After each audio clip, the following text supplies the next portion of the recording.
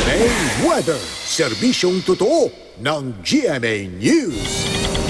Mga kapuso, hanging amihan ang umiiral sa dulong Hilagang Luzon habang easterlies naman ang nakakapekto dito sa may silangang bahagi ng bansa. At dahil sa mga ito, asahan na ang maulang panahon sa ilang bahagi ng bansa. Sa Metro Manila, may mahihinang ulan mula umaga yan hanggang hapon at bababa yung tsansa pagdating sa gabi. Sa Luzon, asahan na ang ulan sa may extreme northern Luzon at yan ay dahil sa umiiip na amihan at dyan sa may southern Luzon dahil naman sa easterlies. Maulan sa halos buong Visayas, bukas siya ng hapon, lalo na dito sa may eastern section. At sa Mindanao, sa hapon din maulan, lalo na sa mga rehiyon ng Caraga at Davao. Mataas naman ang alon sa mahilagang baybayin ng probinsya ng Cagayan, Ilocos Norte at Batanes dahil pa rin sa malakas na amihan kaya delikadong pumalaut dito ang mga maliliit na sasakyang pandagat. Mga kapuso, isang bagyo lang ang pumasok sa Philippine Area of Responsibility ngayong Nobyembre.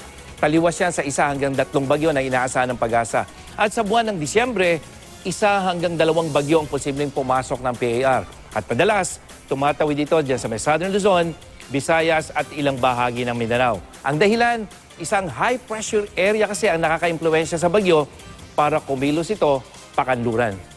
Yan ang latest mula sa GMA Weather. Ako po si Nathaniel Cruz. Magplano para sigurado. I am ready. Serbisyong totoo ng GMA News.